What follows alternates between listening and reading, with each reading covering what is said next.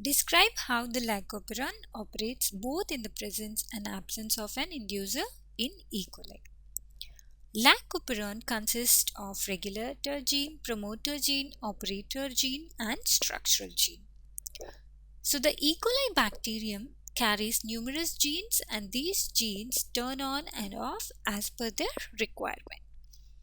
So when these genes are turned on, they undergo enzymes which metabolize the new substrate, and this phenomena is known as induction.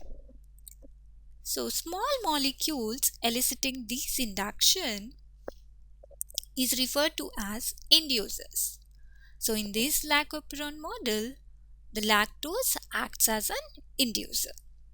So the presence of lactose acts as an inducer.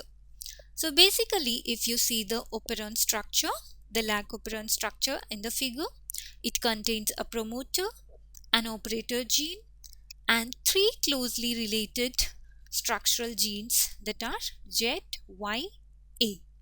So here, this is a promoter gene, and this is the operator gene, and these are the three structural genes that are Z, Y, A. So these codes for enzymes beta-galactosidase, permease, transacetylase respectively. So here beta-galactosidase permease pumps lactose into the cells, whereas beta-galactosidase catalyzes the conversion of lactose into glucose and galactose. So these genes are not expressed in the absence of lactose.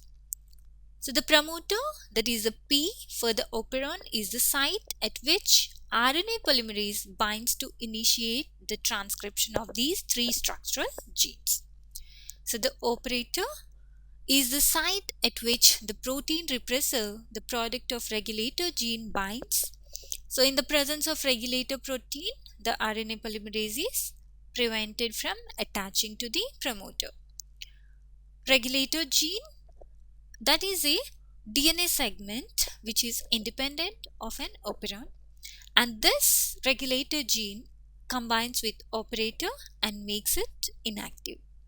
So this prevents RNA polymerase from binding to the promoter. It means when regulator gene combines with operator, it prevents the RNA polymerase from binding to the promoter and from initiating transcription of the structural gene. So basically here, whenever the regulator gene binds to operator, RNA polymerase doesn't bind, so that the transcription initiation will not be taken place. So therefore, RNA polymerase is required to negotiate the operator before transcription can occur. So the repressor binds to the operator in the absence of a metabolite, that is an effector molecule, lactose. So now we will see what would be the effect in the presence and the absence of an inducer.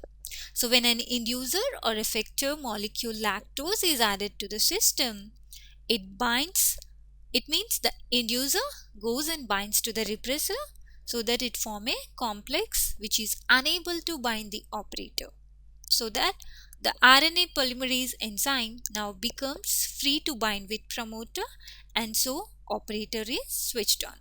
So this initiates the transcription of these three structural genes which produce the three polypeptides, that is beta-galactosidase, permease, and transacetylase.